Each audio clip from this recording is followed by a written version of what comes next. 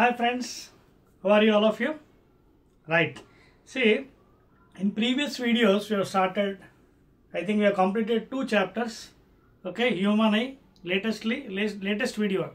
Latest video human eye and colorful word chesam. 40 important questions are given for you. And also before, light, reflection, refraction. అందులో కూడా 40 questions important. ఇవి ఏవైతే చెప్తున్నానో these are very important questions అండి.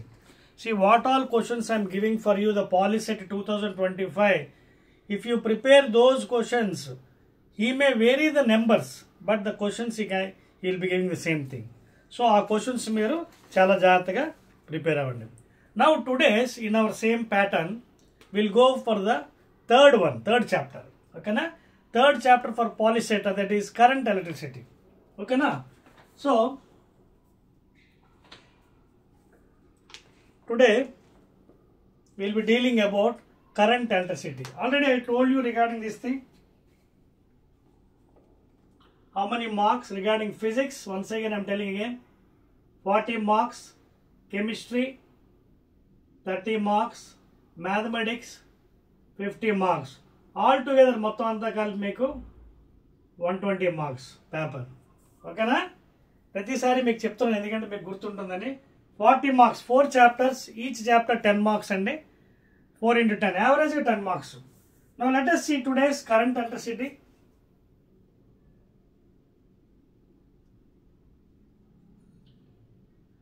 Today's current electricity. Already I have given in the concept for you before videos. Electricity. Complete concept I have given for మొత్తం concept అంతా చెప్పడం జరిగింది బిఫోర్ వీడియోస్లో. నా ఇప్పుడు ఈ కరెంట్ ఎలక్ట్రిసిటీలో మేజర్గా క్వశ్చన్స్ మనకి ఏంటి ఓకేనా regarding examination point of view POLYCET. So first question అండి, please note down, very important. First question C very important అండి. The scientific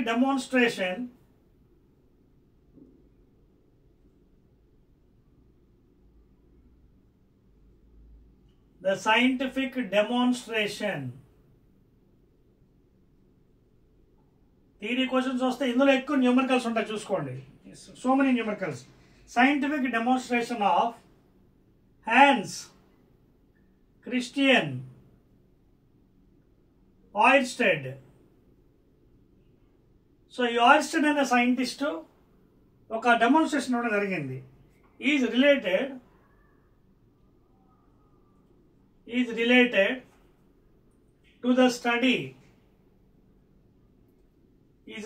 to the study of dash.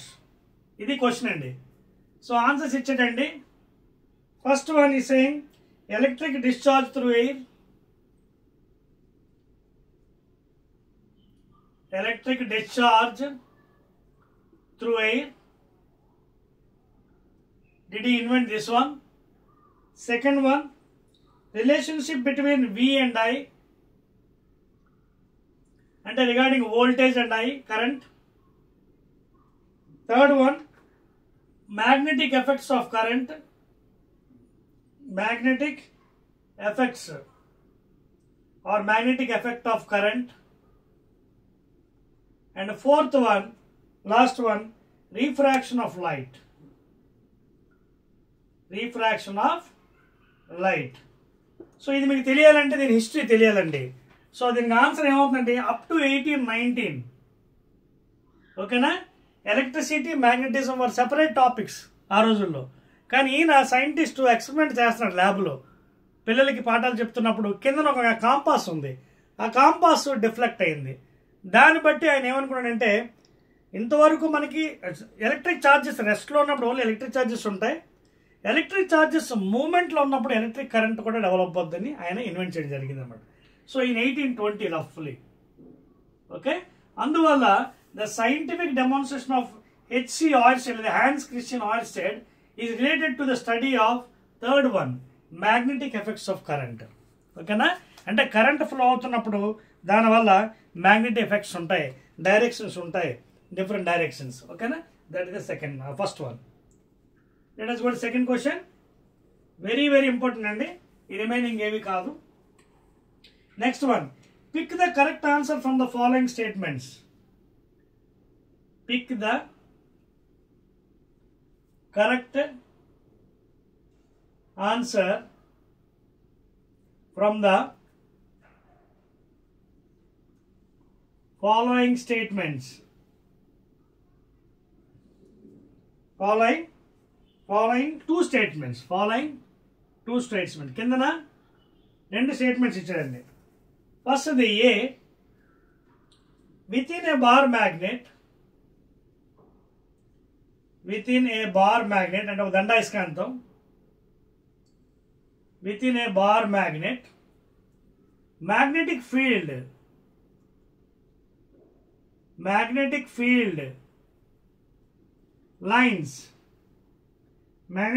lines travel from south to north,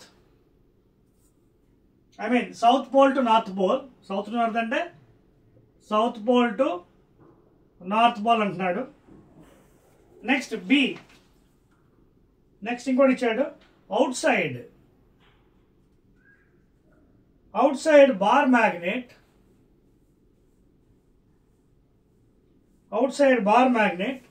magnetic field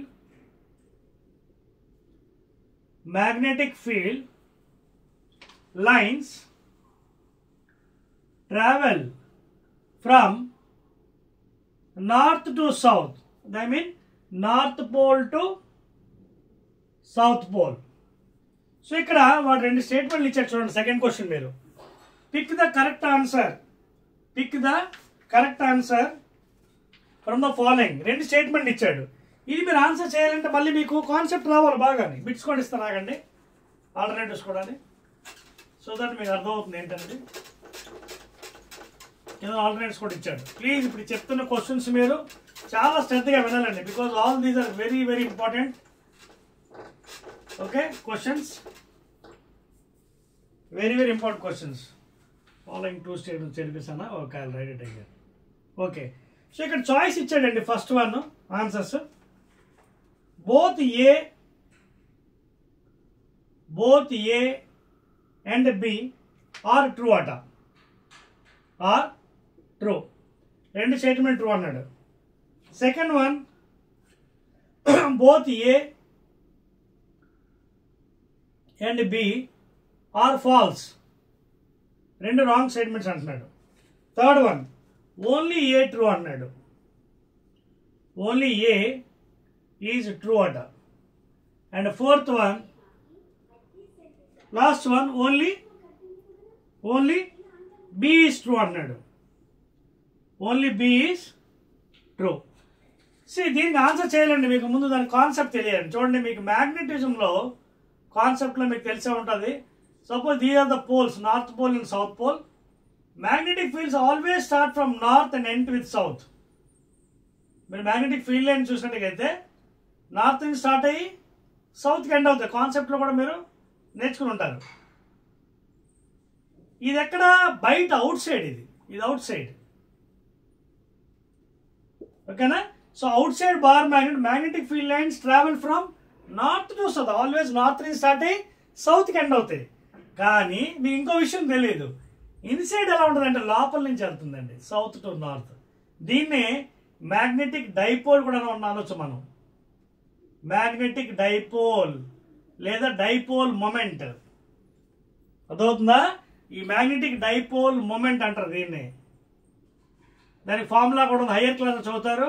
2L × M, length of the magnet into pole strength. ఓకేనా?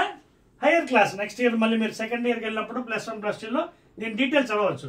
అయితే ఇక్కడ statement ఏంటి? ఎక్స్టర్నల్గా north నుంచి south వెళ్తుంది out side, inside from south to north. So ఇలా వచ్చి ఇలా వెళ్ళి మళ్ళీ సౌత్ నుంచి నార్త్, మళ్ళీ నార్త్ నుంచి సౌత్, సౌత్ నుంచి నార్త్. అంటే ఇప్పుడు ఇచ్చిన రెండు స్టేట్మెంట్ అబ్జర్వ్ చేస్తే, within a bar magnetic field lines travel from south. Within అంటే ఇన్సైడ్, రైట్ స్టేట్మెంట్. అలాగే outside bar magnetic field lines from north to south. అంటే ఇక్కడ అర్థం ఏంటి? Both A and B are true. First one is answer. అదవుతుందా? Please note down. ఓకేనా? So ఎక్స్టర్నల్గా north నుంచి సౌత్, ఇంటర్నల్గా సౌత్ నుంచి నార్త్ వెళ్తుంది అనమాట. దాన్నే మనం హైయర్ క్లాస్లో మ్యాగ్నెటిక్ డైపోల్ అంటాం. సౌత్ నుంచి.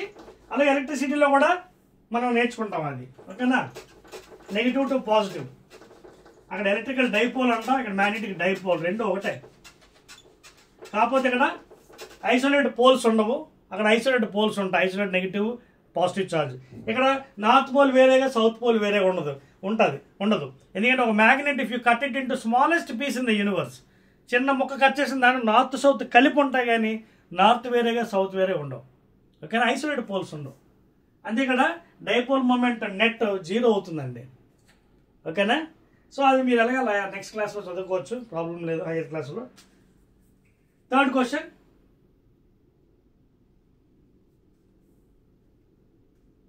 ఓకేనా, అర్థమైంది కదా. సో అవుట్ సైడ్ ఏమో మనకి నార్త్ నుంచి సౌత్ వెళ్తే లైన్స్, ఇన్సైడ్ ఏమో సౌత్ నుంచి. ఈ ఇన్సైడ్ వెళ్ళగానే మ్యాగ్నెటిక్ డైపోల్ మూమెంట్ అంటాం, which is given by 2Lm. Will be studying in next year again.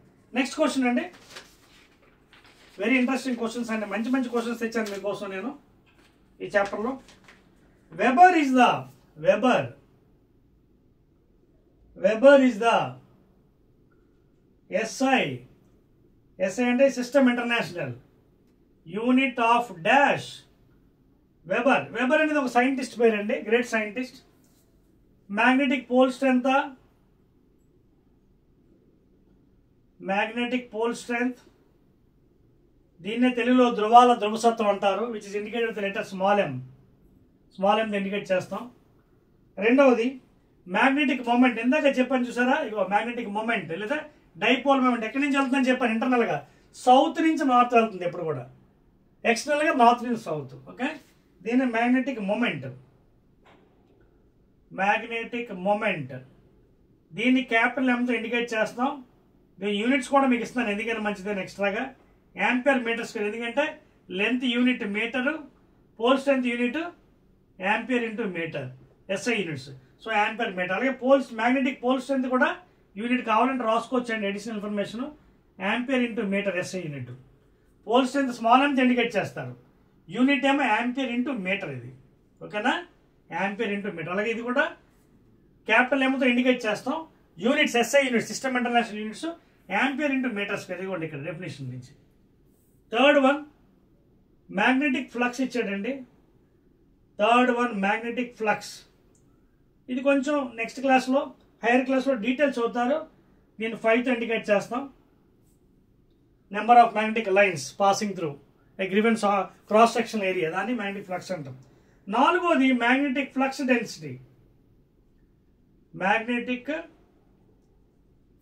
Density. ఓకేనా, సో ఇప్పుడు అడిగే క్వశ్చన్ మూడోది ఏంటి, వెబర్ దేనికి unit? SI unit, system international. Pole స్ట్రెంత్గా, మ్యాగ్నెటిక్ మూమెంట్గా, మ్యాగ్నెటిక్ ఫ్లక్స్గా, మ్యాగ్నెటిక్ ఫ్లక్స్ డెన్సిటీ.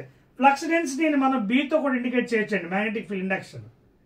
ఆల్రెడీ మీకు ఇచ్చాను కదా, మ్యాగ్నెటిక్ పోల్ స్ట్రెంత్కి యాంపియర్ మీటర్, మూమెంట్కి ampere metre square, magnetic flux డెన్సిటీకి B, దీనికి units weber per metre square or tesla or newton per ampere metre. 3 units ఉన్నాయి. ఓకేనా, because it is unit of B. ఓకేనా, అదొక పాయింట్ మీకు, న్యూటన్ పర్ యాంపియర్ మీటర్ లేదా tesla లేదా. కానీ అడిగింది ఏంటి, వెబర్ ఇస్ యూనిట్ ఆఫ్ ఇదండి, మూడోదండి. It is unit of magnetic flux. చెప్పాను కదా, number of lines of forces passing through a given cross section area. Flux lines ఇవ్వండి, ఇలా నెంబర్ ఆఫ్ లైన్స్ పాస్ అవుతుంటాయి, మ్యాగ్నెటిక్ లైన్స్. సపోజ్ ఒక area of cross section ఇచ్చారనుకోండి, దీని గుండా ఎన్ని పాస్ అవుతున్నాయి లైన్స్ని, దాన్నే మనం ఫ్లక్స్ అంటాం అనమాట. ఓకేనా, ఇంకా కావాలంటే మనం ఇలా కూడా తీసుకోవచ్చు దాన్ని. ఇదిగోండి డయాగ్రామ్ చూపిస్తాను. ఫర్ ఎగ్జాంపుల్ ఇది ఒక సర్ఫేస్ ఇచ్చాడండి. ఈ సర్ఫేస్కి ఎప్పుడు కూడా ఏరియా వెక్టర్ ఇలా పెర్పెండిక్యులర్ ఉంటుంది.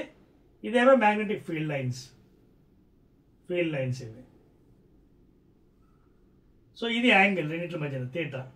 సో ఈ యాంగిల్ ఇదే మ్యాగ్నెటిక్ ఫ్లక్స్ డెన్సిటీ అంటే, ఇది magnetic flux density B. So దీనికి మధ్యన చేస్తున్న యాంగిల్ థీటా. ఓకేనా, సో ఫ్లక్స్ ఆ విధంగా చెప్పొచ్చు మనం. Flux B dot A mod A into cos theta. మీరు నెక్స్ట్ క్లాస్లో చదువుతారు ఇది డీటెయిల్స్. BA cos theta. అదవుతుందా? సో ఈ ఫ్లక్స్ ఏదైతే 5 ఉన్నదో it is given by dot product B dot ఏగా రాసుకోవచ్చు. నెక్స్ట్ ఇయర్ బి డీటెయిల్స్ ఇంకా బాగా చదువుకోవచ్చు. దేర్ ఫర్ ఫైనల్గా B five is equal to B dot A అని కూడా చదవచ్చు. అదవుతుందా? Dot product of B magnetic flux density and area vector. ఈ ఏరియా వెక్టర్ ఎప్పుడు కూడా పెర్పెండిక్యులర్ ఉంటుంది, సర్ఫేస్కి పెర్పెండిక్యులర్ ఉంటుంది. ఇది సర్ఫేస్ అనుకోండి, ఫర్ ఎగ్జాంపుల్ ఇదిగోండి, ఇది సర్ఫేస్ అయితే ఇలా ఉంటుంది పెర్పెండిక్యులర్గా, ఈ సర్ఫేస్కి ఇలా ఉంటుంది పెర్పెండిక్యులర్. ఇలా తిప్పితే ఇలాగా, ఇలా తిప్పితే ఎప్పుడు కూడా ఈ ఏరియా వెక్టర్ అనేది పెర్పెండిక్యులర్ ఉంటుంది అనమాట. దానికి దీనికి మధ్యన చేసిన యాంగిల్, అక్కడ ఫ్లక్స్ మనం కట్టవచ్చు, మ్యాగ్నెటిక్ ఫ్లక్స్. లేదు ఇందులోంచి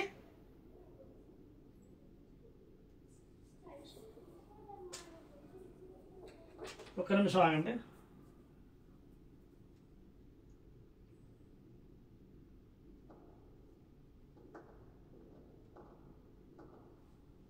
అలా కూడా రాసుకోవచ్చు కదా. ఇదిగోండి 5/a is equal to B, ఇందాక ఇచ్చిన ఈక్వేషనే 5 ఈజ్ ఈక్వల్ టు రాసుకున్నాం కదా బి ఇంటూ ఏ అని, ఓకేనా. లేదా B is equal to 5/a. 5కి యూనిట్స్ ఏం చెప్పాను నేను? మ్యాగ్నెటిక్ ఫ్లక్స్ వెబర్స్ అన్నాను. సో 5కి యూనిట్ వెబర్ సైంటిస్ట్ పేరు, బై ఏరియాకి ఏంటి unit metre square, which is again equal to B. అదవుతున్న పాయింట్, హైయర్ క్లాస్ చదువుతారు details. So weber per metre square is equal to flux density లేదా magnetic field induction.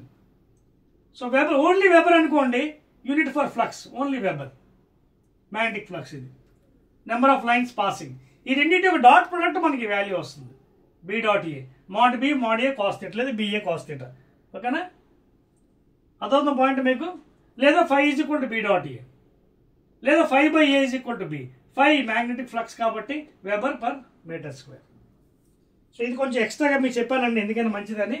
Actual మీకు మీ స్టాండర్డ్కి అవసరం లేదు, సిలబస్లో లేదు, బట్ స్టిల్ ఈ పాయింట్ వచ్చింది కాబట్టి చెప్పడం జరిగింది. మళ్ళీ మీరు +2లో డీటెయిల్ చదవచ్చు,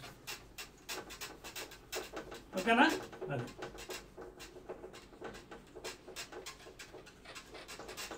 అదండి మ్యాగ్నెటిక్ ఫ్లక్స్ యొక్క story. 5/a is equal to B flux density అది, లేదా ఓన్లీ 5 అంటే దాని units webers, but 5 is indicated by B dot A. చెప్పేస్తున్నాండి. మీరు go to fourth one. Fourth question please. అదవుతుందా? చాలా డీటెయిల్గా మీకు ఎక్స్ప్లెయిన్ చేయడం జరుగుతుందండి. So answer is third one అండి, magnetic flux 5.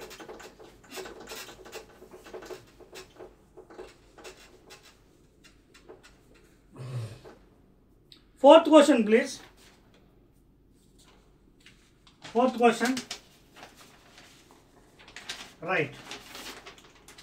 Now we are entering into numericals and interesting. Two resistors. Fourth one please. Two resistors of 0.4 ohms and 0.6 ohms are connected in parallel combination.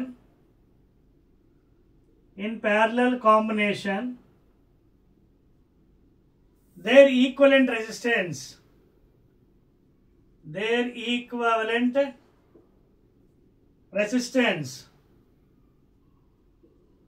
is dash.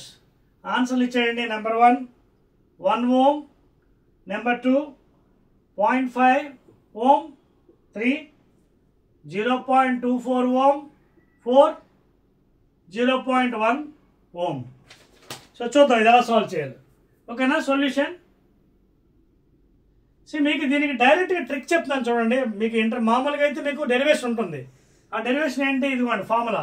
ప్యారలల్లో connect చేశాడు, అదవుతుందా? అంటే ఇలా ఒకటేమో ఇలాగా, ఇంకోటేమో ఇలాగా, ఇలా parallel కానీ ఒకటేమో 0.4 ohms అట, ఇంకోటి 0.6. దీని ట్రిక్ ఏంటంటే, ఒరిజినల్గా అయితే మీరు నార్మల్ మెథడ్ 10th క్లాస్ ఎలా చేస్తారు?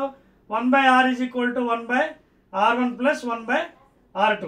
డైరెక్ట్ ఫార్ములా ఏంటంటే RE is equal to R1R2/R1 plus R2.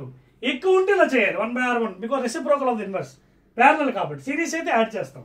So R1R2/R1 అంటే R1 ఎంత ఇచ్చాడు? 0.4, R2 ఎంత? 0.6, R1R2 అంటే 0.4 plus 0.6. So direct 6 4s are 24.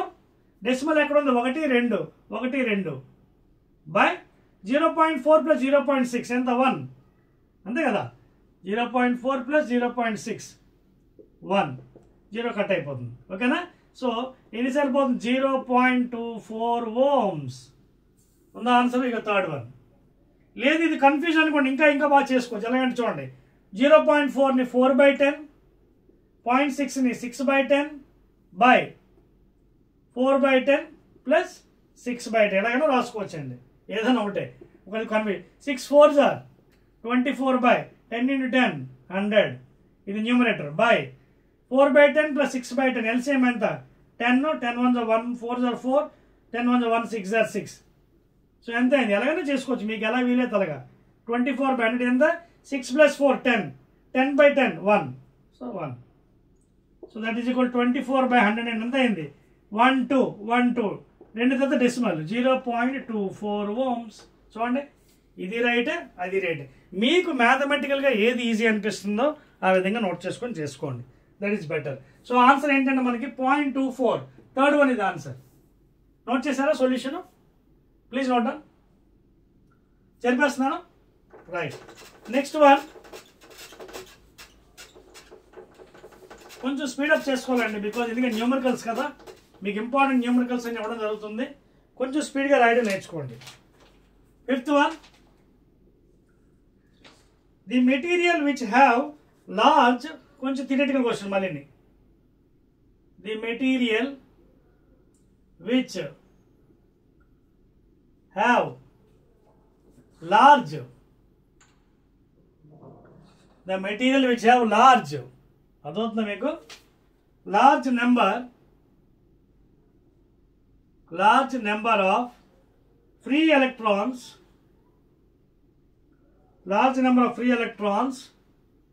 and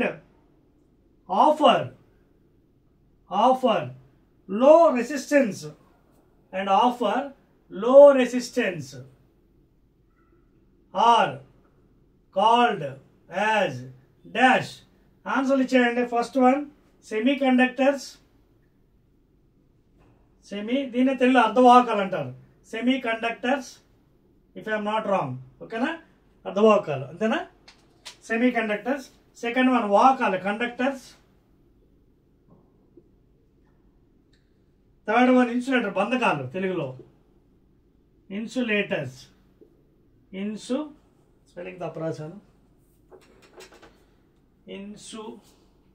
insulators ఓకేనా నాలుగోది నన్ ఇది కాన్సెప్ట్ బేస్ అండి the material which has large number of free electrons మీకు తెలిసే ఉంటుంది ఎలక్ట్రాన్ కండక్టర్స్ అంటే all metals are very good conductors మెటల్స్లో 10⁻27 ఎలక్ట్రాన్స్ పర్ మీటర్ క్యూబ్ అంటే length 1 metre breadth 1 metre depth 1 metre అంత చిన్న మెటల్లోని ఇన్ని ఎలక్ట్రాన్స్ ఉంటాయి మెటల్స్లో అదేవిధంగా మీకు సెమీ కండక్టర్స్ తీసుకున్నట్టుగైతే మీకు ఎందుకంటే మంచి ఎక్స్ట్రా డీటెయిల్స్ ఇస్తున్నాను సెమీ కండక్టర్స్ దీని అర్థం దీంట్లో మీకు రఫ్గా 10⁻17 ఉంటాయి ఎలక్ట్రాన్స్ పర్ మీటర్ క్యూబ్ అదేవిధంగా ఇన్సులేటర్స్ బంధకాల్లో 10⁻7 ఎలక్ట్రాన్స్ పర్ మీటర్ క్యూబ్ రఫ్గా అనమాట నియర్లీ వాల్యూస్ ఇది ఇన్సులేటర్స్లో అంటే ఇన్సులేటర్లు ఉండవనిగా ఉంటాయి but compare to these free electrons తక్కువ ఉంటాయి అనమాట సెమీ కండక్టర్ 17 కండక్టర్స్ 27 ఇందులో 10⁻7 సో ఇక్కడ లార్జ్ నెంబర్ ఆఫ్ దేంట్లో ఉన్నాయన్నా మనం దేంట్లో ఉన్నాయి మెటల్స్ అంటే ఎవరు కండక్టర్స్లో ఓకేనా సో ఇన్సులేటర్స్ కూడా తక్కువ ఉన్నాయి బట్ తక్కువ ఉన్నాయి 10⁻7 సెమీ కండక్టర్స్లో 17 ఎందుకంటే అది డ్యూయల్ నేచర్ టెంపరేచర్ పెరిగి తగ్గించినప్పుడు ఇన్సులేటర్గా యాక్ట్ చేస్తుంది కండక్టర్ కూడా యాక్ట్ చేస్తుంది ఓకేనా చెప్పేస్తున్నాను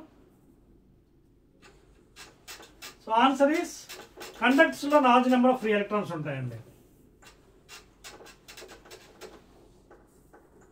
ఈ వాల్యూస్ ఏవైతే మీకు ఇస్తున్నాను ఎక్స్ట్రా ఇన్ఫర్మేషన్ అండి మీకు ఎందుకైనా మంచిది ఇస్తున్నాను అవసరం లేదు మీకు but I'm giving little extra information so answer is conductors please next one fifth sixth question మన 1 2 3 4 5 ఆరో క్వశ్చన్ అండి ఏ fuse is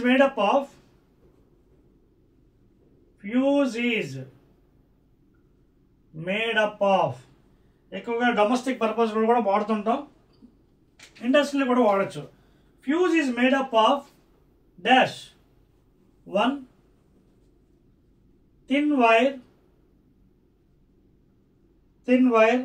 of high melting point thin wire of high melting point and MP and రాస్తాను short cut. రెండవది thin wire of low melting point, మళ్ళీ MP అని రాస్తున్నాను short cut. thin wire of high melting point. Next the thin wire of low melting point. Third one thick wire of high melting point HMP అని రాస్తాను. high melting point. Fourth one thick wire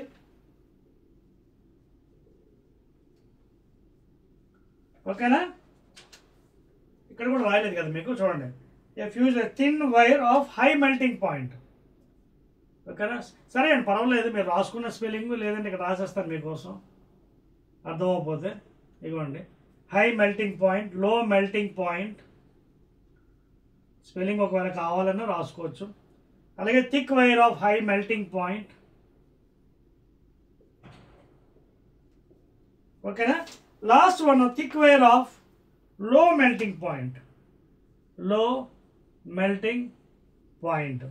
ఇది కూడా మీకు concept based question అండి. Domestic హౌసెస్లో electricity మీకు చెప్పినప్పుడు current ఎలక్ట్రిసిటీలో దీని గురించి చెప్పడం జరిగింది. Material which have a fuse wire is made up. జనరల్గా మన ఇళ్లలో ఫ్యూజ్ వైర్ ఎందుకు ఉపయోగిస్తారు తెలుసు కదా మీకు. ఎప్పుడైనా హెవీ లోడ్ కరెంట్ వస్తున్నప్పుడు ఎలక్ట్రికల్ అప్లయన్సెస్, పెద్ద అప్లయన్సెస్ ఉంటాయి మన దగ్గర, washing machines, Android TVs, refrigerator ఉంటాయి. అవి పాడైపోకుండా ఏం చేస్తాయంటే పొరపాటున ఎక్కువ లోడ్ వస్తే ఫీజు కాలిపోవచ్చు ఒక్కోసారి. Because it is preventing the electrical appliances in order to spoil. అందుకే మనం ఏం చేయాలి, ఫ్యూజ్ వేర్ థిక్గా తీసుకోకూడదు. థిక్గా తీసుకున్నాం అనుకోండి, ఎక్కువ లోడ్ వచ్చినప్పుడు కరెంట్ బ్రేకేజ్ జరగదు, డ్యామేజ్ అయిపోతుంది. సో కరెంట్ బ్రేకప్ అవ్వాలంటే ఆ వైర్ థిన్గా ఉండాలి. సో థిన్ వైర్ చూడండి, ఎక్కడ ఉందో థిన్ వైర్. అదేదో క్వశ్చన్ మీకు ఇచ్చారు బిట్స్ చూడండి. బిట్స్ ఇచ్చాడు thin wire high melting, thin wire of low melting. ఓకేనా. సో ఇక్కడ చూడండి, thin wire of high melting కాదు, thin wire of low melting point. Melting point కూడా తక్కువగా ఉండాలి, ఎక్కువగా ఉండకూడదు. ఎందుకంటే కరెంట్ బాగా ఎక్కువ వచ్చినప్పుడు, ఓవర్లోడ్ వచ్చినప్పుడు బ్రేకప్ జరిగిపోతుంది, కరెంట్ బ్రేకప్ అవుతుంది అనమాట. అర్థమైందా. అదే థిక్ వైర్ తీసుకున్నాం అనుకోండి, మీరు చెప్పాను కదా, వేగంగా బ్రేకప్ అవ్వదు. సో దాని వల్ల డ్యామేజ్ జరిగే అవకాశం ఉంటుంది మనకి అప్లయన్సెస్కి. సో ఆన్సర్ ఏంటి, ఇక్కడ కొంచెం కాన్సెప్ట్ బేస్ చెప్తాను కదా, కాన్సెప్ట్లో తీసుకోండి. Fuse wire is made up of డాష్లో thin wire of high melting point కాదు. ఓకేనా. Thin wire of low melting point. అలాగే next thick wire of high melting. Thick wire తీసుకోకూడదు, పక్కన పెట్టేయండి. అలాగే థిక్ వైర్ ఇది కూడా కాదు, low melting point high melting. Thick wire అసలు తీసుకోకూడదు, because it damage the electrical. Cannot break. అంటే హెవీ లోడ్ వచ్చినప్పుడు కరెంట్ బ్రేకేజ్ ఇవ్వడానికి ఛాన్సెస్ ఉండవు థిక్ వైర్ అయితే. So that is the main thing అండి. So correct answer is second one. ఓకేనా. Thin wire of low melting point. ఇదిగోండి, thin wire of low melting point. This is the answer. Remaining all are wrong answers. Seventh question అండి. So theoretical bits కూడా చదవాలండి ఎగ్జామినేషన్లో. Okay, న్యూమరికల్సే కాదు, theory bits వచ్చినా సరే మనం answer చేసినట్టు ఉండాలి. చెప్పేస్తున్నాను. Seventh question. These questions are very very important అండి.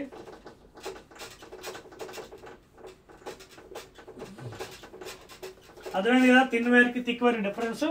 థిక్ వైర్ వల్ల బ్రేకప్ జరగదు, కరెంట్ ఎక్కువ వచ్చినప్పుడు బ్రేకేజ్ జరగదు. ఓకేనా, డ్యామేజ్ అయ్యే అవకాశం ఉంటుంది అప్లయన్సెస్కి. అందుకే థిన్ వైర్ తీసుకోవాలి.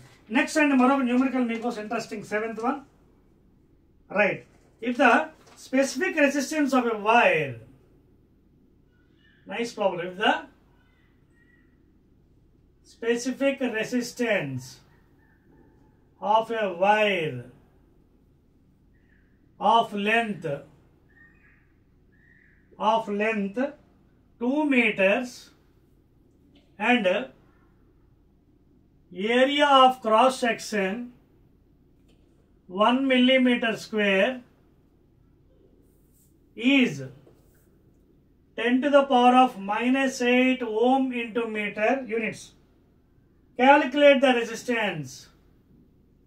Calculate the resistance of the wire. Okay, na answer ichchadandi. First data, is it 10 power minus 2 ohms?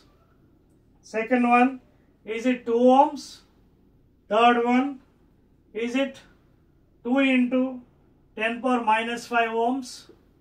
And last one, is it 2 into 10 power minus 2 ohms? So ఈ లెక్కలు చాలా జాగ్రత్తగా మనం చేయాలండి. సొల్యూషన్ వెళ్దామా? ట్రై చేస్తారా మీరు? ట్రై చేయండి. చూడండి, ఇక్కడ మీకు ఆల్రెడీ కాన్సెప్ట్ చెప్పానండి. ఒక వైర్ ఇచ్చాడు. Okay, wire length 2 meters, area of cross section ఓకేనా ఏ ఇచ్చాడు. ఎంత పాపం 1 millimeter స్క్వేర్. ఇది సిజిఎస్, ఇది మనకి స్టాండర్డ్ ఎస్ఐ సిస్టమ్ లేదు, మిల్లీమీటర్లో ఉంది. సో దీన్ని మార్చుకుందాం. నెక్స్ట్ స్పెసిఫిక్ రెసిస్టెన్స్ ఇచ్చాడు రో. ఎంత? 10 to the power of minus 8 ohm into meter. Calculate the resistance అన్నాడు. సో దీనికి ఏం చేయాలి? మీకు ఆల్రెడీ కాన్సెప్ట్ చెప్తున్న formula R is equal to rho L by A. Rho is specific resistance or resistivity of the conductor. It depends upon the material. So R కావాలి మనకి. So R is equal to rho. Rho ఎంత ఇచ్చాడండి? 10 to the power of minus 8. SI సిస్టంలో ఉంది. L length 2 meter by A. Area మాత్రం millimetre ఇచ్చాడు. ఎంత? 1 millimeter square. 1 millimeter ఎంత? 10 to the power of minus 3 meters. So 1 millimeter square అంటే whole square. And ఎంత అయింది? 10 to the power of minus 6 meter square. Now this is the standard SI unit area. So ఇక్కడ పెట్టేయండి 10 to the power of minus 6. అదవుతుందా? So పైన already unit ఉంది. ఎంత? Specific resistance ohm into metre, కిందనేమో metre square. ఓకేనా? మీరు అలా ఉంచుకోవచ్చు, లేదా యూనిట్స్ ఎలా కట్ అయిపోతాయి కాబట్టి ఫైనల్గా రెసిస్టెన్స్ ఓమ్స్ మిగులుతుంది కాబట్టి ఎలా ఉంచినా పర్వాలేదు, మీకు ఇబ్బంది లేదు. రాసుకుంటారా అది? ఓకే, రాసుకోండి అయితే బెటర్. ఇదిగోండి 10 to the power minus 8 ఏమి ఇచ్చాడు? Ohm into metre length 2 meters by ఇదేమో మీటర్ స్క్వేర్. మీటర్ ఇదొక మీటర్, మీటర్ మీటర్ ఏమి ఓమ్స్ మిగిలింది. సో అది ఇక్కడ 10 power minus 6 పైకి తీసుకెళ్ళిపోదాం. ప్లస్ 6 అవుతుంది. 10 power plus 6 into 10 power minus 8 into 2 that is equal 2 into ఎంత అండి? minus 8 plus 6. 10 to the power of minus 8 plus 6 ఎంత అయింది? 2 into 10 power minus 8 plus 6 minus 2. ఏమి యూనిట్? ఓమ్స్. సో ఆన్సర్ ఎంత? 1 2 3 4 చెక్ చేయండి. 4th one ఇది answer. అదవుతుందా మీకు points? Conversing మనకి కన్వర్షన్ రావాలి. ఏ సిస్టంలో ఇచ్చాడు, మనం ఏ సిస్టంలో చేస్తున్నాము, మిల్లీమీటర్లో పెట్టిస్తే తప్పు వచ్చేస్తుంది. ఇవన్నీ ఎస్ఐ యూనిట్స్లోనే ఓమ్ మీటర్. అదవుతుంది మీకు. ఎప్పుడు కూడా మనకి స్టాండర్డ్ యూనిట్స్ ఎస్ఐ యూనిట్ కానీ ఎంకేఎస్ యూనిట్ ఫాలో అవ్వాలి. So R is equal rho L by A. Rho value ఇచ్చాడు ohm metre 10 power minus 8. L ఇచ్చాడు 2 meter. ఏరియా మిల్లీమీటర్లు ఇచ్చాడు, మార్చాం 10 power minus 3 meter whole square చేస్తే 10 power minus 6 meter స్క్వేర్. కింద పెట్టేసాం metre metre metre metre cancel అయిపోయింది. ఓమ్ మిగిలింది పైన. 10 power minus 6 పైకి తీసుకెళ్ళాం. Plus 6 minus 8 minus 2. So 2 into 10 power minus 2. ఓకేనా? నెక్స్ట్ క్వశ్చన్ నోట్ చేసేయండి. Will go to 8th one. So ఈ విధంగా మీరు సొల్యూషన్ చేయాలండి, అప్పుడే మీకు కరెక్ట్ ఆన్సర్స్ వస్తాయి. Okay, so answer is 4th one 2 into 10 power minus 2. Note చేయండి. Will go to the 8th one. 8th question please. An evidence of the motion of charge, an evidence of motion of charge in the atmosphere. Again concept based question. In the atmosphere is provided by dash. An evidence of motion of charge in atmosphere అంటే atmosphere లో motion of charge ఉంది అని చెప్పడానికి ఏంటి proof అని అడుగుతున్నాడు. Number 1 rainbow, తెలుగులో ఇంద్రధనుస్సు అంటారు. మిరేజెస్ ఎండమావులు అంటారు, డెజర్ట్ ఏరియాస్లో ఎక్కువ వస్తాయి. Mirages or mirage. మూడోది థండర్, ఉరుములు, థండర్సా. నాలుగవది లైట్నింగ్, లైట్నింగ్. సో జనరల్గా మనం చూసినట్టుగైతే చార్జ్ మోషన్లో ఉన్నప్పుడు మనకి లైట్నింగ్ వస్తుంది. ఓకేనా? సో జనరల్గా లైట్నింగ్ ఈజ్ ద ఆన్సర్. ఉరుము రాదండి, చాలామంది థండర్ పెట్టేస్తారు. థండర్ కాదు, ఆ రెండు క్రాష్ అయితే అప్పుడు మనకి థండర్ వస్తుంది, చార్జెస్. ఓకేనా? సో థండర్ కాదని ఆన్సర్. థండర్ పెడితే తప్పైపోతుంది. లైట్నింగ్ అనమాట. చిన్న వెలుగులో వస్తుంది ఇలాగ, చిన్నది చార్జ్ ఇలాగ. That is charge. ఆల్మోస్ట్ ఈ చార్జ్ వాల్యూ నాకు తెలిసి 10,000 వోల్ట్స్ ఉండొచ్చు మ్యాక్సిమం, నియర్లీ, ఆర్ 10 kV. ఆ చార్జ్ వాల్యూ ఏదైనా పడిందంటే కిందన, ఆ కింద పడినప్పుడు almost it is huge voltage అండి. 10 kV లేదా 10,000 volts ఉంటుంది. అంటే అది పడిందంటే ఆల్మోస్ట్ స్మాష్ కిందన. ఓకేనా? So very danger. అర్థమైంది కదా? An evidence of motion of charge in the atmosphere is provided by the not rainbow, not mirage, and not even thunder. It is lightning అండి. Lightning main evidence that the charge is in motion. Next one, 9th question please. So అక్కడక్కడ numericals వస్తున్నాయి, అలాగే theoretical questions వస్తున్నాయి అండి. అన్ని కూడా మనం చదవాలి.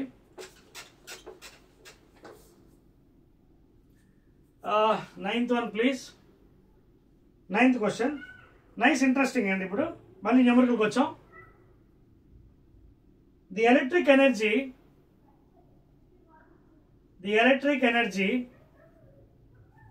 in kilowatt hour kWh consumed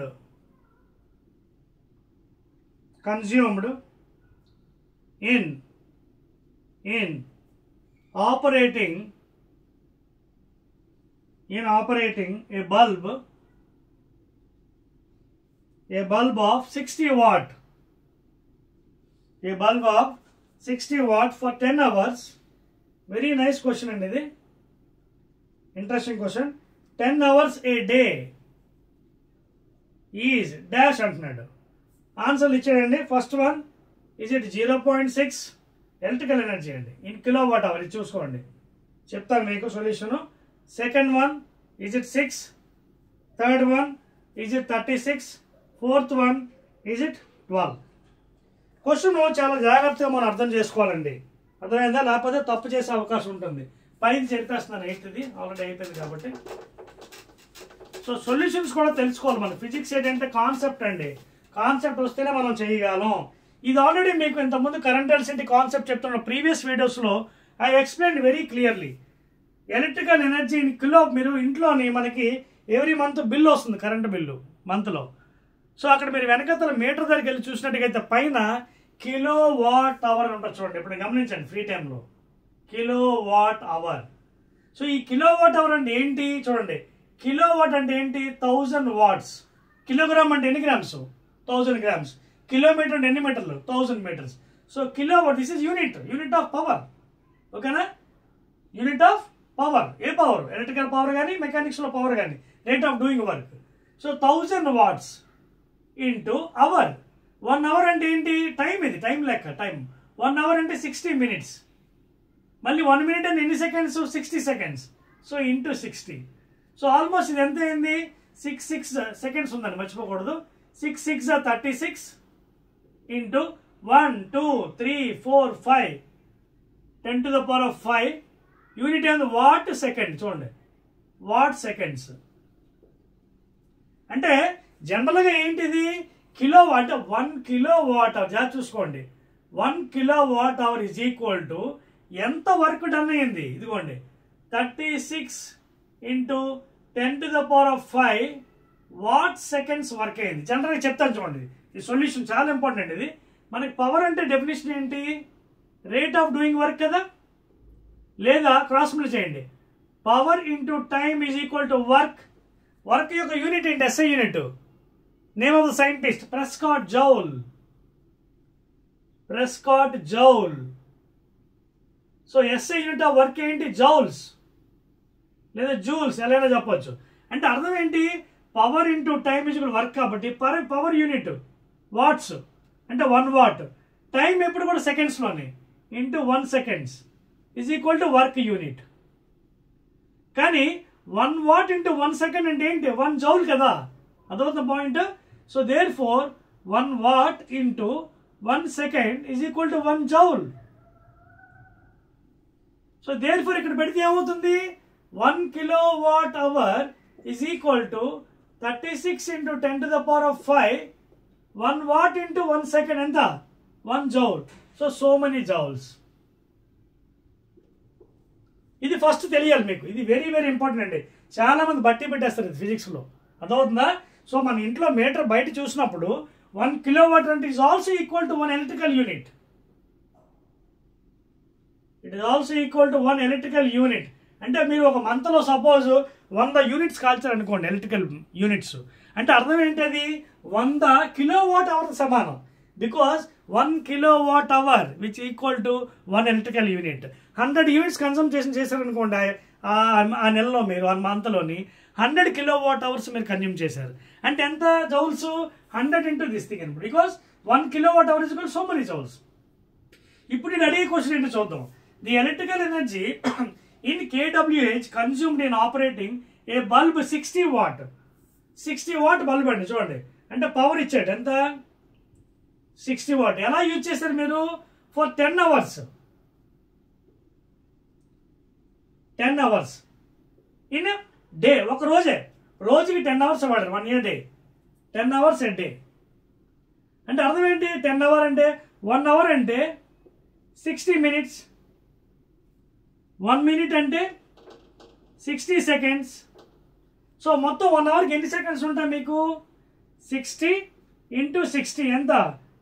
3600 seconds ఉంటాయి 1 అవర్కి. మీరు ఎన్ని అవర్స్ వాడారు? 10 అవర్స్ వాడారు.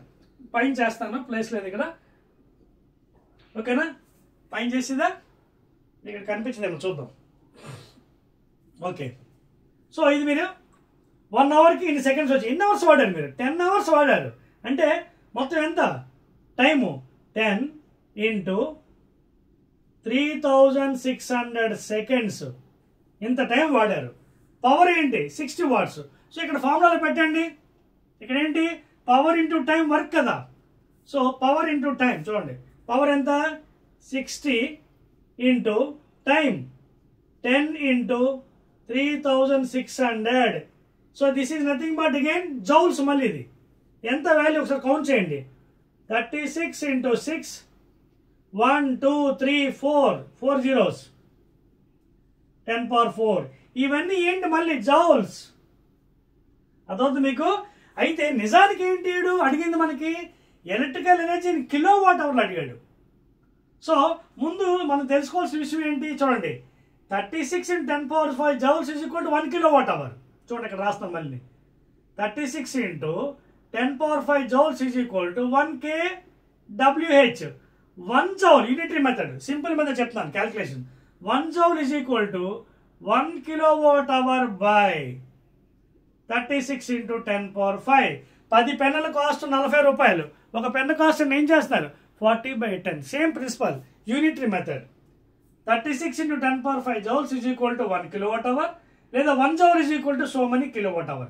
కానీ ఇక్కడ ఎన్ని జౌల్స్ వచ్చాయి మనకి? ఇన్ని. సో ఇన్ని జౌల్స్కి ఎన్ని కిలోవాట్ అవరు?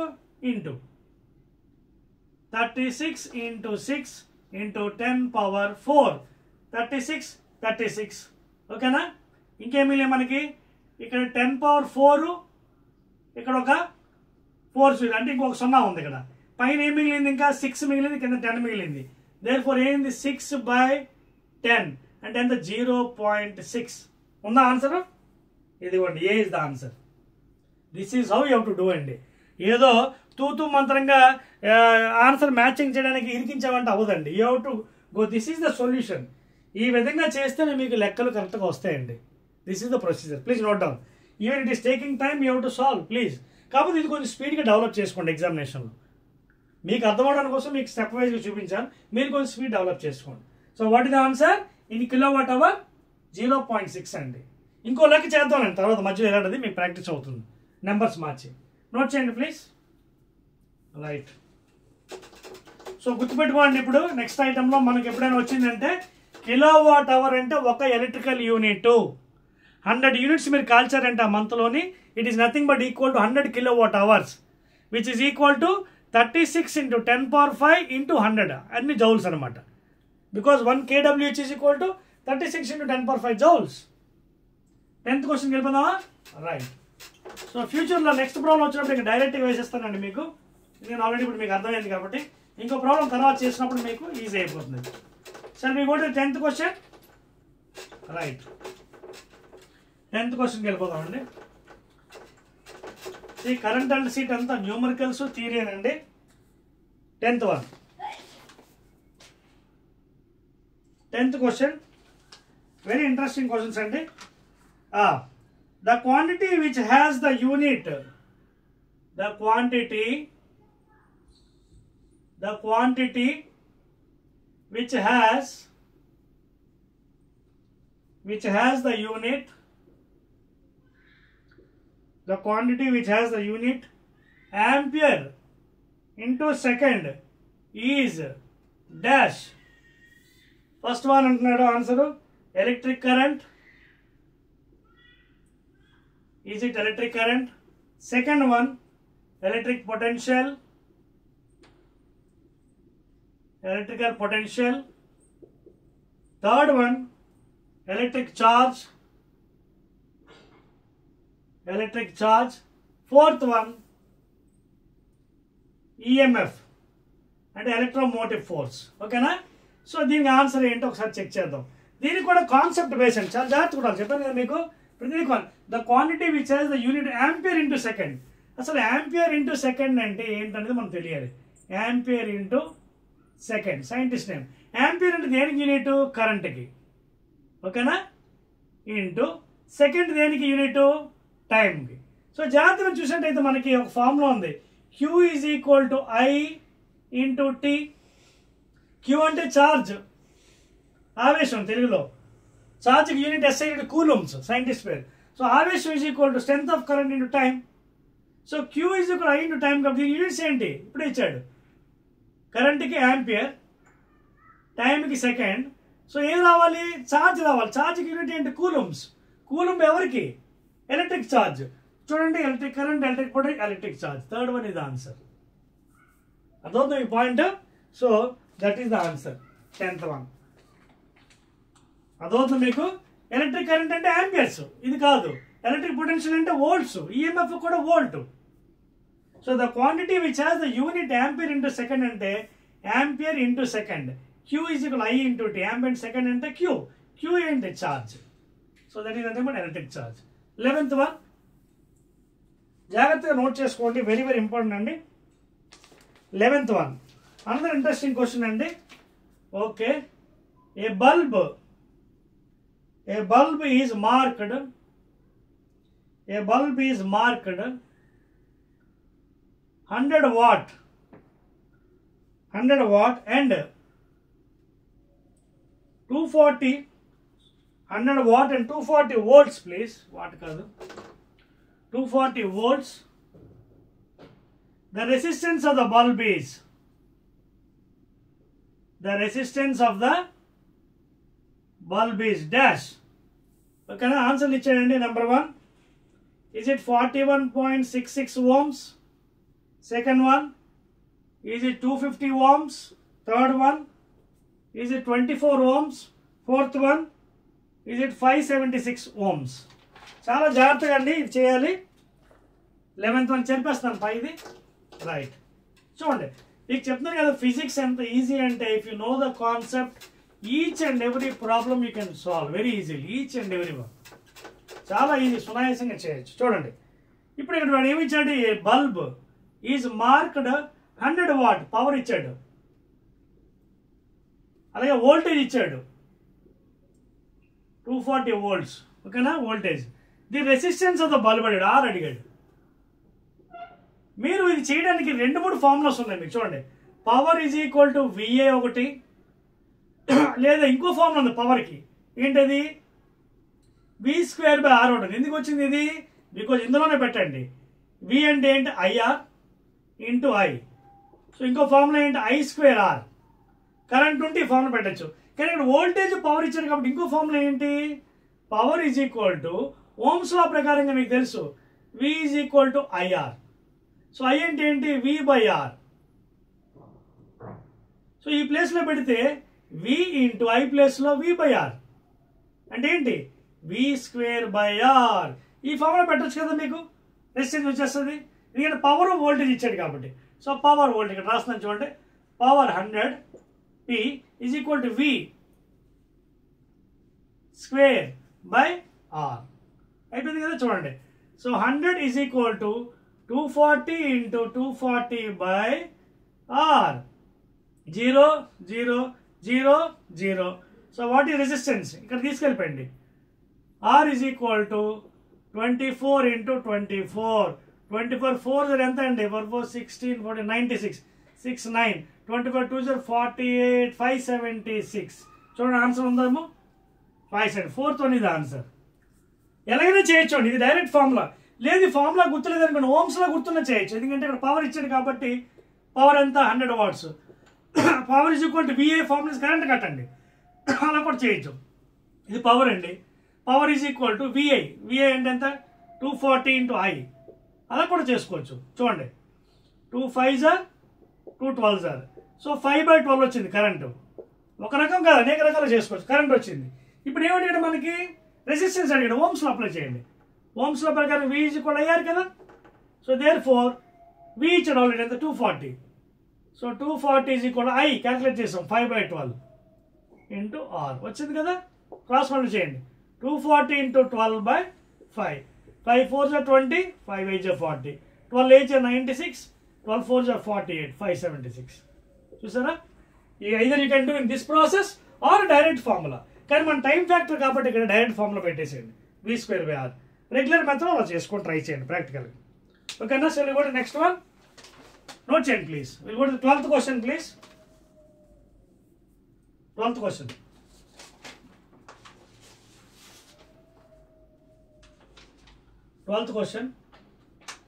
అందరికి అర్థమవుతుందా?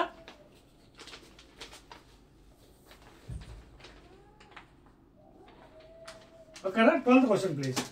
నెక్స్ట్ ఐటమ్ చూడండి, మళ్ళీ ఒక థియరిటికల్ క్వశ్చన్ ఇచ్చాడండి. Electric fuse is used. Same question కొంచెం తిప్పి మార్చాడు. Electric fuse is used in household circuits for the purpose of dash. Fuse wires then give chestar. Number 1, measuring electric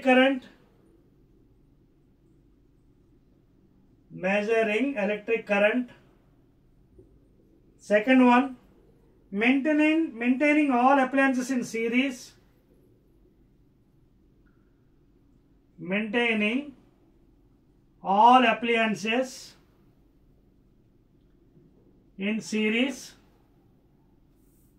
Third one, preventing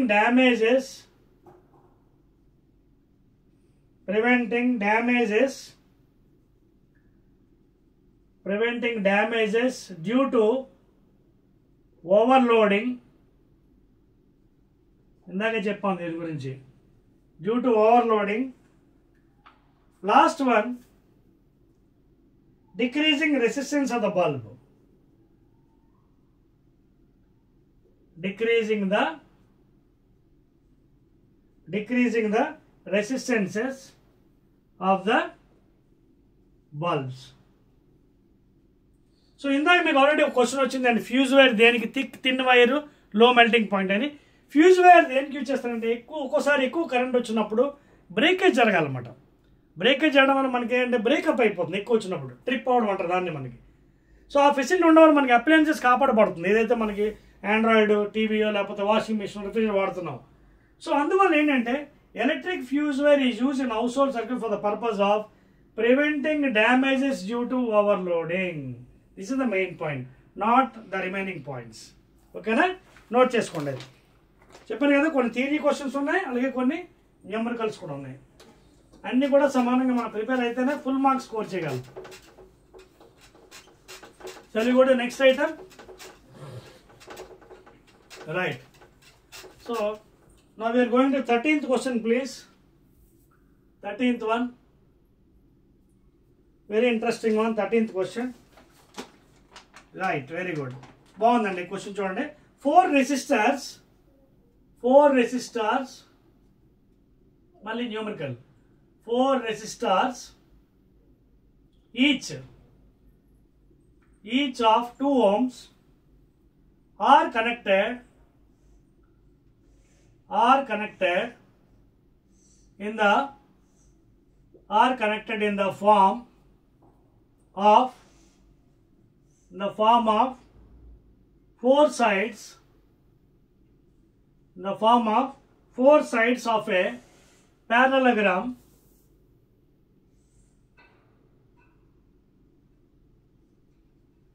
Okay, 4 sides of a parallelogram.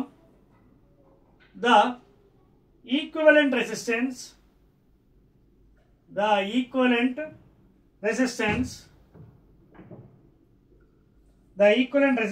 between చూడండి చాలా జాగ్రత్తగా ఉండాలి question. between any two opposite sides, between any two opposite corners అని ఇచ్చాడండి. any two opposite corners is dash. Okay, any two corners is dash. First one answer ఇచ్చాడు, is it 1 ohm? Second one, is it 2 ohms? Third one, is it 4 ohms? Fourth one, is it 8 ohms? మీకు అర్థమవుతుందా? The equivalent resistance between any two opposite corners అండి, opposite. So చూడండి ఇది ఎలా చేయాలి చెప్తాను మీకు సొల్యూషన్. సో మీకు చెప్తున్నా లేదండి, ఫిజిక్స్లోని ఏ ప్రాబ్లం మీరు చేయాలన్నా డైరెక్ట్గా బట్టి పెడితే ఇక్కడ అవ్వదు. First of all you need to know the concept very well please. Unless and until you know the concept. ఈ సొల్యూషన్ చూద్దాం. ఇక్కడ ముందు వాడు ఏమన్నాడు, ఫార్మ్స్ 4 sides ఆఫ్ ప్యారలెలోగ్రామ్ అన్నాడు. అంటే ప్యారలెలోగ్రామ్ అన్నాడు తెలుసు కదా మీకు. కొంచెం రెక్టాంగిల్ ఇలా వంగబీస్తే మనకి కొంచెం లాగామనుకోండి, ఇట్ బికమ్స్ ప్యారలెలోగ్రామ్. చూడండి ఇదొకటి, ఇదొకటి, ఇదొకటి, ఇదొకటి అనమాట. సో అన్ని ఓమ్స్ ఎంత, 2 ohms, 2 ohms, 2 ohms, 2 ohms. So suppose దీనికి పేరు పడదాం ABCD ప్యారలెలోగ్రామ్. 2 ohms కనెక్ట్ అయిన form of 4 sides parallel. The equivalent resistance చూడండి ఇక్కడ, the equivalent resistance between any two opposite corner, either these two or these two. Suppose ఈ రెండు తీసుకుందాం మనం. అర్థమవుతుంది అడిగింది. అయితే any two corners either D and B లేదా ఏ అండ్ సి అవ్వచ్చు. సపోజ్ ఈ కార్నర్ తీసుకుంటే ఈ రెండు ఎలా ఉన్నాయి, పక్క పక్కన ఉన్నాయి సిరీస్. సో ఎఫెక్టివ్ రెసిస్టెన్స్ ఎంత, R1 + R2 అంటే 4 ohms.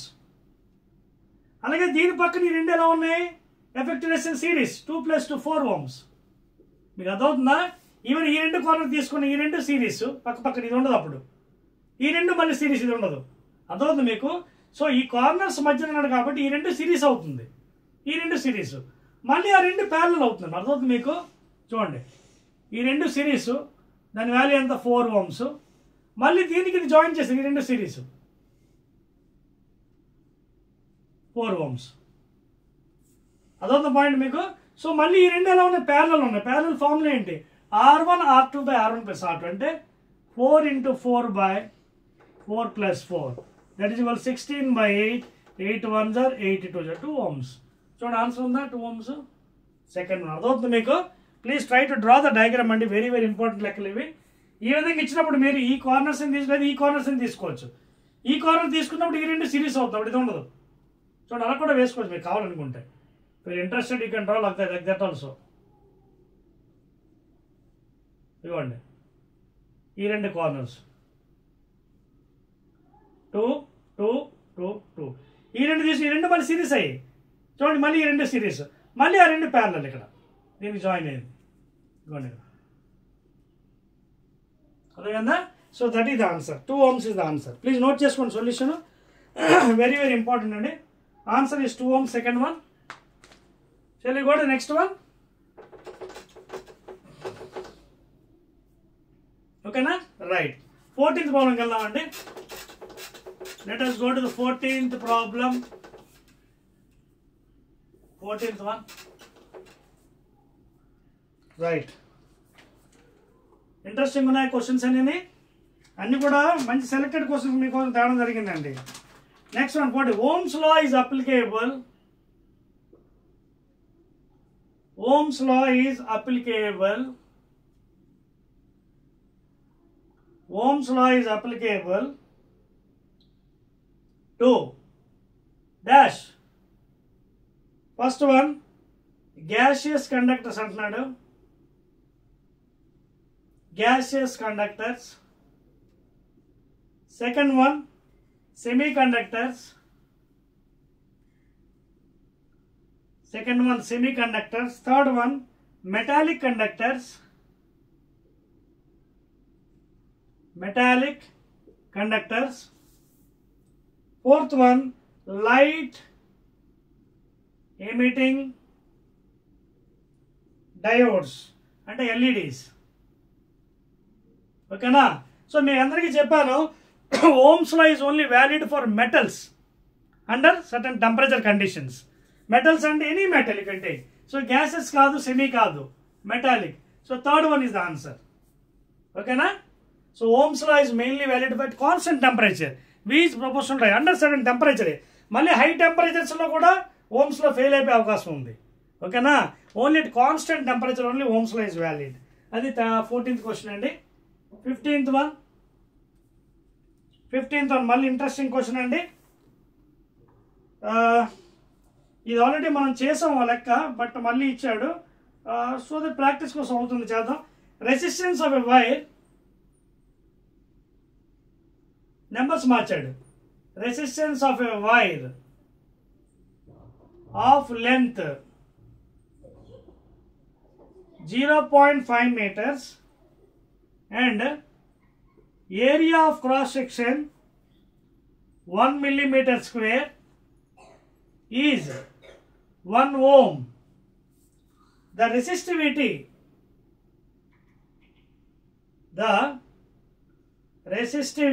అంటే రో కట్టమన్నాడు పాపం. The resistivity in ohm meter of the wire is dash. Answer కూడా ఇచ్చాడండి మీకోసం. 2 × 10⁻³ 10⁻³ 2 × 10⁻⁶ అండ్ లాస్ట్ వన్ 10⁻. ఇది ఆల్రెడీ మీకోసం చెప్పాను. అది యూ కెన్ ట్రై. ఓకేనా, ట్రై చేద్దామా. 15th one please.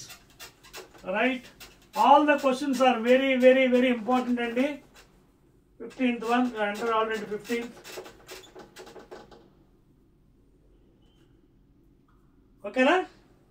So data ఏమి ఇచ్చాను, రెసిస్టెన్స్ ఇది ఆఫ్ చేపిస్తానా, రెసిస్టెన్స్ ఆఫ్ ద వైర్. ఓకేనా. సో ఇక్కడ మనకి ఏంటి చూడండి, ఆన్సర్స్ కూడా ఇచ్చాడు. సొల్యూషన్ రావాలంటే కాన్సెప్ట్ తెలియాలి. రెసిస్టెన్స్కి రెసిస్టివిటీకి లింక్ ఏంటి, R is equal to ρL/A. ఏమిటి మనకి resistance of the wire of length 0.5 meters. Length ఇచ్చాడు పాపం 1.5 meters. ఏరియా ఇచ్చాడు A, అది కూడా మిల్లీమీటర్లు ఇచ్చాడండి. మీకు చెప్పాను కదా మార్చుకోవాలి. 1 × 10⁻³ meters whole square, millimetre square. 1 millimeter 10⁻³ meters square అయిపోయింది. నెక్స్ట్ ఇదిగో రెసిస్టెన్స్ ఇచ్చాడు 1 ohm. ఏమడిగాడు, రెసిస్టివిటీ అడిగాడు, అంటే రో అడిగాడు పాపం.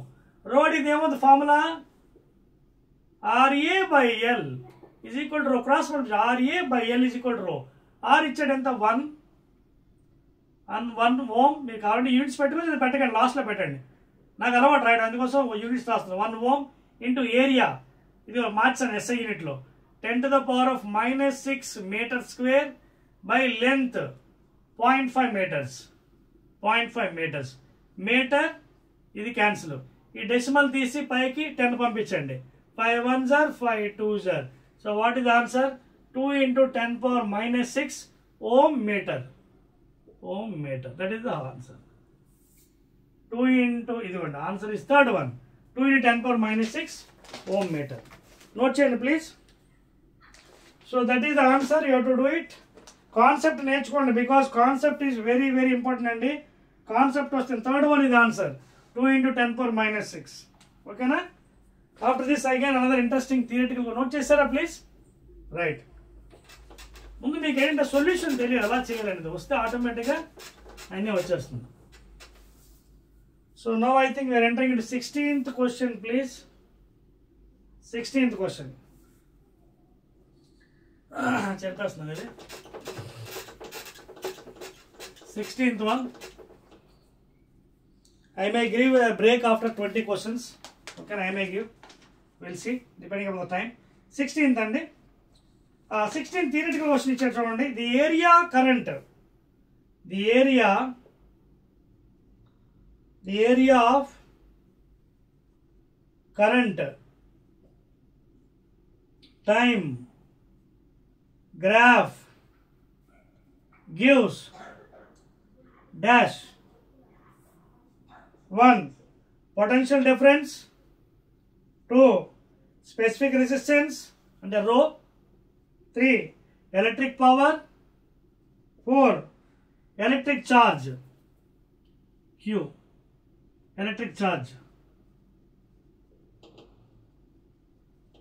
సో ఇక్కడ ఏంటంటే the area of current time graph అంటే area of current time graph అంటే వాడు ఇవ్వలేదు, బట్ మనం అర్థం చేసుకోవాలి. కరెంట్ టైం గ్రాఫ్ ఎలా ఉంటుందంటే X యాక్సిస్లో time in seconds,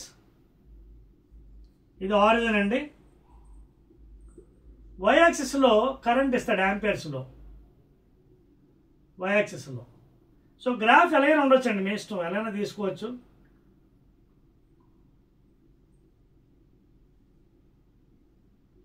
okay, some values ఏదైనా తీసుకోవచ్చు, మన ఇష్టం. ఓకేనా? So current values on Y axis, time values on X axis. వాడు ఏమన్నాడు? The area of current time graph, area అంటే ఇది, దిస్ ఏరియా ఇండికేట్స్ వాట్ అని అడుగుతున్నాడు. ఓకేనా? సో మనందరికి తెలుసు dq/dt is equal to I, లేదా dq is equal to I dt. జనరల్గా మీకు ఇంటిగ్రేషన్, మీకు నెక్స్ట్ ఇయర్ ఇంటర్మీడియట్లో వస్తుంది integrated. Suppose if you do integration like this, dqకి ఇంటిగ్రేషన్ q, I కాన్స్టెంట్ బయట పెట్టేస్తే ఇంటిగ్రల్ ఆఫ్ dt ఎంత? t అవుతుంది. సో దాన్ని బట్టి కూడా మనకి q is equal to IT అని వచ్చింది. అదవుతుందా? అంటే ఇక్కడ ఏంటి, కరెంటు టైము గ్రాఫ్ ఏరియా కడితే ఎవరు వస్తారు? మీకు ఎలక్ట్రిక్ ఛార్జ్ వస్తుంది. చూసుకోండి, because the charge flowing q by, చూడండి ఇక్కడ q is equal to IT కదా, q is equal IT. So q by t is equal to I ఎలా కూడా రాసుకోవచ్చు. Charge flowing in a second in a conductor, charge flowing in a per second, q is equal to IT లో q by t is equal I. So I versus t, ఈ area area ఏదైతే మనం calculate చేయొచ్చు మన maths పైన. ఇది triangle, half base into height plus area of a rectangle length into breath. Calculate చేసుకోవచ్చు కావాలంటే, వాల్యూ ఇచ్చాడు కాబట్టి.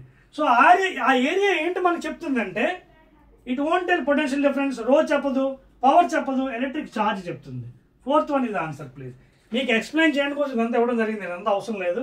Directly you can note down as electric charge. ఎప్పుడైనా మీ ఎగ్జామ్లో కరెంట్ వర్సెస్ టైం గ్రాఫ్ ఇచ్చినప్పుడు ఆ ఏరియా ఏదైతే కవర్డ్ ఏరియా ఉందో that indicates the charge. Because you know dq/dt is equal to I, లేదా dq is equal I dt. So ఒకవేళ integration తీసుకున్న dqకి q, I కాన్స్టెంట్ బయట పోయి dtకి integration t, q is equal IT. లేదా charge flowing in a second is equal to strength of current, లేదా q is equal to IT. So I versus t మనకి area ఏం చెప్తుంది?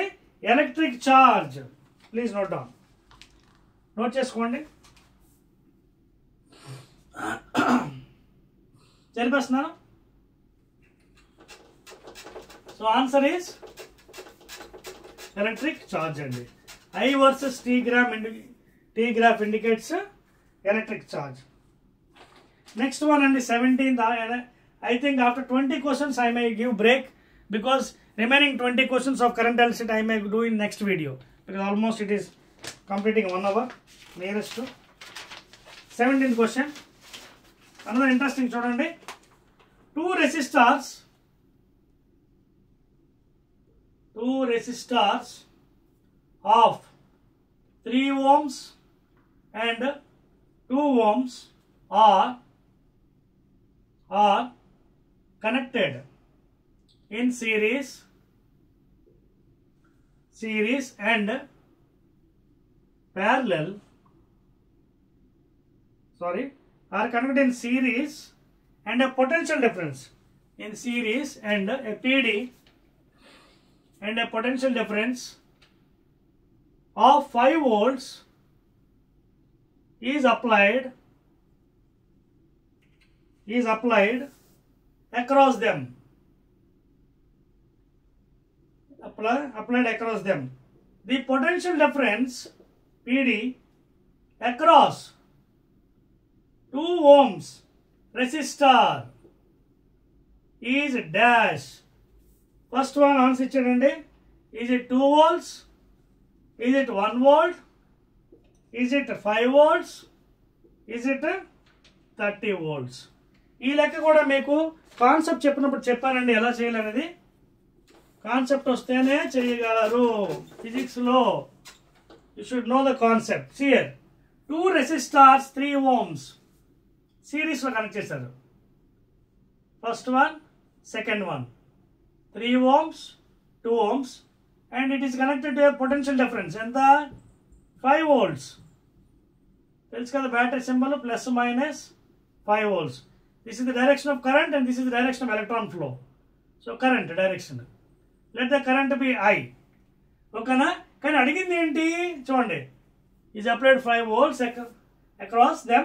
The potential difference across 2 ohms resistor అడిగాడు. ఇక్కడ PD అడిగాడు. మీకు ఒక విషయం తెలియాలి. సిరీస్ కనెక్షన్లో ఎవరి constant? Current is constant. Current మారదండోయ్. ఏదైతే కరెంట్ వెళ్తుందో పాపం 3 ohmsకి వెళ్ళాలి, 2 ohmsకి వెళ్ళాలి, ఇంకా ఎన్ని రెసిస్టర్స్ ఉంటే అన్నింటికి అదే కరెంట్ వెళ్ళాలి. బట్ ఎవరు మారుతున్నారు? పొటెన్షియల్ మారుతుంది. సో ముందు మనం ఏం చేయాలి లెక్కకి? ఎఫెక్టివ్ రెసిస్టెన్స్ కట్టండి. సిరీస్ కదా, సిరీస్లో what is effective resistance? R1 plus R2 అంటే 3 ప్లస్ 2 5 ohms.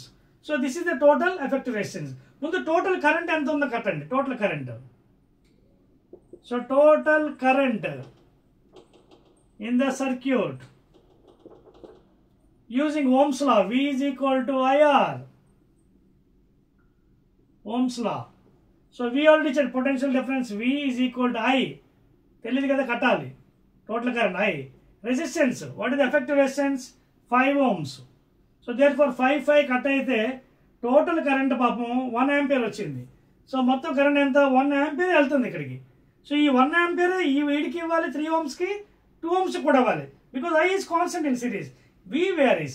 సో ఇక్కడ V అడిగాడు. సో V కావాలంటే ఏంటి? ఇక్కడ తెలియదు కదా. Let it be V1 is equal to current constant I into R1. I mean R2. ఇక్కడ R2 కాబట్టి సెకండ్ వన్ కాబట్టి R2. ఇప్పుడు ఇది అడగలేదు. సో ఇది అడిగాడు. So V1 is equal I ఎంత వచ్చింది మనకి? 1 ఇంటూ R2 2 ohms. అదేనా? So 1 ampere into 2 ohms that is equal to ampere into ohm is equal to volt కాబట్టి 2 volts. మీకు కావాలంటే ఇది కూడా కట్టచ్చు. చూడండి కావాలా? అది అడగలేదు, అయినప్పుడు చెప్తాను. V2 కావాలి. V2 is equal I into R1. అదేనా? I ఎంత? 1 ఆంపియర్ వచ్చింది. 1 ఆంపియర్ ఇంటూ R1 ఎంత? 3 ohms. So 3 into 1 3 volts. మళ్ళీ రెండు కలపండి. V1 plus V2 should be equal total voltage V. That is equal to 3 plus 2 ఎంత? 5. So your answer is right. అదవుతుందా? So ఇక్కడ వాడు అడిగింది ఓన్లీ ఇదే, మీకు ఎక్స్ట్రాగా చూపించాను. 2 ohms నుంచి ఎంత పొటెన్షియల్ అంటే ఎంత వచ్చింది? 2 volts. ఫస్ట్ వన్ ఇది ఆన్సర్. మీకు చేసే విధానం నేర్చుకోమంటున్నాను. First of all try to learn how to calculate this these type of numericals by using Ohm's law. అదేందా? ఈవెన్ దో మీకు ఇక్కడ రెసిస్టెన్స్ ఇక్కడ వోల్టేజ్ అడగకపోయినా మీకు చూపించాను. Because voltage is varying in series connection. I is constant. Parallel అయితే voltage constant, current vary అవుతుంది. So final checkup కూడా చేసుకోవచ్చు. 2 + 3 5 చెప్పేస్తున్నానండి. అయిపోయిందా నోట్ చేయడం? Right, very good. Let us go to 18th one please. 18th question please. So all these are very very important questions అండి. 18th one. Next మీకు practice కోసం మరొక problem వచ్చిందండి. ఇందాక లెక్క ఇచ్చాను కదా సేమ్ మోడల్, మీకు అది కూడా చెప్తాను. ముందు ఇది అయిపోనండి. 18th వన్ చూడండి. 18th వాడు ఏమన్నాడంటే, రైట్ 3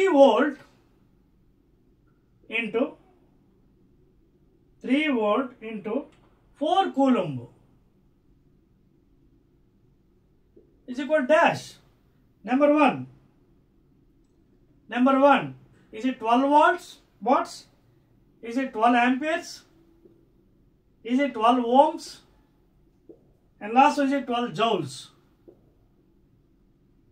చూడండి ఎంత తెలివిగా ఇచ్చాడు క్వశ్చన్. వాడు ఏమన్నాడు పాపం, 3 volt into 4 వోల్ట్ దేనికి unit? Potential difference. So volt into ఇదేంటి కూలం దేనికి? ఛార్జ్కి యూనిట్. మనందరికీ తెలుసు ఆల్రెడీ, మీకు కరెంట్ ఎలక్ట్రిసిటీలో ఒక ఫార్ములా కూడా చెప్పాను. W is equal to VQ, electric potential at a point, amount of work done in moving a unit positive charge from one point to another point. So W is equal to VQ. V ki units volt, charge ki coulombs. So volt into coulomb, 1 volt into 1 coulomb is equal to 1 joule. Adhodna? So 4 3s are 12. Volt into coulomb is equal to joules. So answer ఏం అవ్వాలి? 4th one is the answer. అదవుతుందా మీకు? W is equal to VQ. వోల్టేజ్కి ఏంటి? Volt, 1 volt. ఛార్జ్కి ఏంటి? ఆవేశానికి unit coulomb. So 1 volt into 1 coulomb W కాబట్టి SI unit joules. So 4 3s are 12 joules answer. Note down. We'll go to 19th one please. Clear? Note చేస్తారా? Right. See, this is how you have to solve the problems and physics law, current electricity. Very very important. 19th one వెళ్ళిపోదామా? 19th. Very good. Yes. 19th question. Right. So 19th one చూడండి వాడు ఏమన్నాడు? 3 resistors. 3 interesting question. ఇలాంటివి తప్పులు చేస్తాం.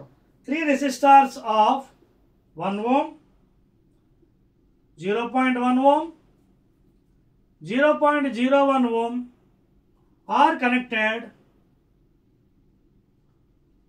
connected in series. Then their equivalent resistance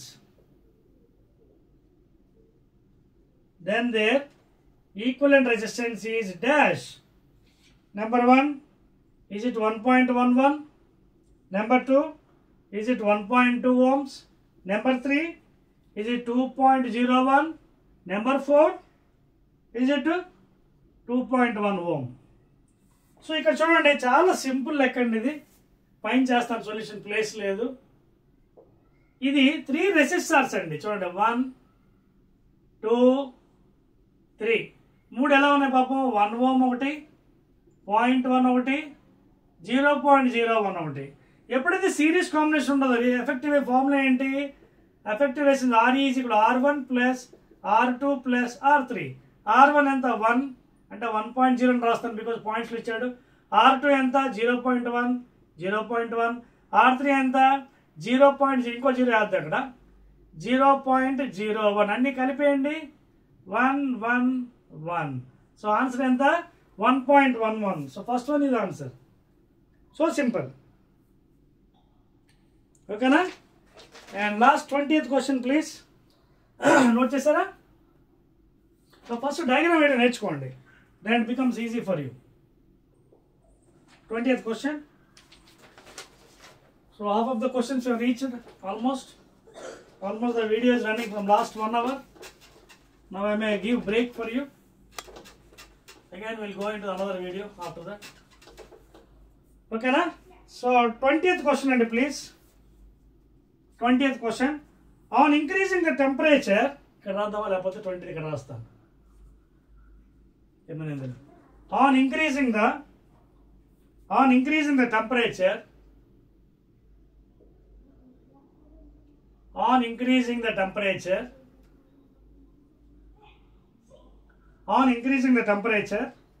the resistance, theoretical question again, the resistance of copper and germanium is semiconductor respectively ఏం జరుగుతుందో అడిగాడు. Number 1 copper increases, జర్మానియం decrease అని ఇచ్చాడు. నెంబర్ 2 డిక్రీజెస్ ఫస్ట్ కాపర్కి, జర్మానియం ఇంక్రీజ్ అన్నాడు. Number 3 increases for both అట, increases for both, and last one decreases for both, decreases for both. Generally if you observe the feature here, copper is a metal, so metal ఏం జరుగుతుంది, when increase the temperature first of all it increases, ఓకేనా. జనరల్గా temperature పెంచినప్పుడు increase అవుతాయి, ఏమన్నా చూడండి, on increasing the resistance మనందరికీ తెలుసు, R is directly proportional to length, ఓకేనా, అండ్ R is equal to rho L by A, directly proportional to the length. అదవుతుందా? ఇక్కడ ఏం జరిగింది, ఇంక్రీజ్ ఇన్ ద టెంపరేచర్. అంతేకాకుండా మనకి ఇంకో ఫార్ములా కూడా ఉంది, RT is equal to R0 into 1 plus alpha T అని, regarding resistances and temperatures and coefficient of resistivity, temperature coefficient, alpha అంటే ఇక్కడ టెంపరేచర్ కోఎఫిషియంట్. సో ఈ ఫార్ములా కూడా ఉంది ఇక్కడ మనకి. So on increasing temperature the resistance of copper ఏంటవుతుంది, increases, ఓకేనా, ఇంక్రీజెస్. సెమీకండక్టర్కి వచ్చినప్పుడు ఏమవుతుందంటే డిక్రీజ్ అవుతుంది. So there four first one is the answer. On increasing the temperature the resistance of copper increases because it's a metal, ఓకేనా. A formula RT is equal to R0 into 1 plus alpha T, one formula ఉంది. Higher క్లాస్లో ఇది చదవచ్చు మీకు, ప్రస్తుతానికి you can take it is granted. So కాపర్కి increase అవుతుంది, germanium belongs to semi conductor, germanium silicon, so దానికి డిక్రీజ్ అవుతుంది ఆన్ ఇంక్రీజ్ ద టెంపరేచర్, ఓకేనా. So these are some 20 questions అండి ఫర్ యూ, నోట్ చేస్తారా?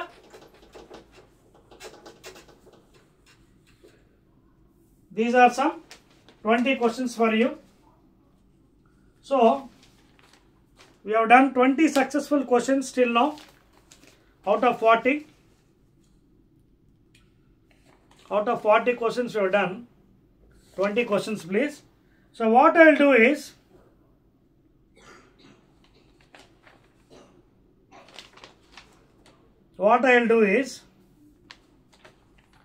in next video please, in next video, okay na, in next video, because మనం ఏం చెప్పుకున్నా, I promise you that we'll do 40 problems in each video, every chapter out of 4 chapters.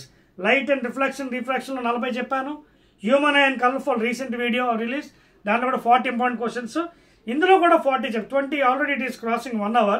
So I will stop the video now. In second video remaining 20 questions I will be giving you, ఓకేనా.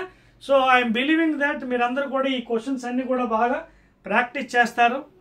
ఎంత త్వరగా practice చేస్తాను, because all the questions are giving guarantee questions ఎగ్జామినేషన్లో, they has to give these questions. In next video I will be telling the remaining 20 questions, okay, right.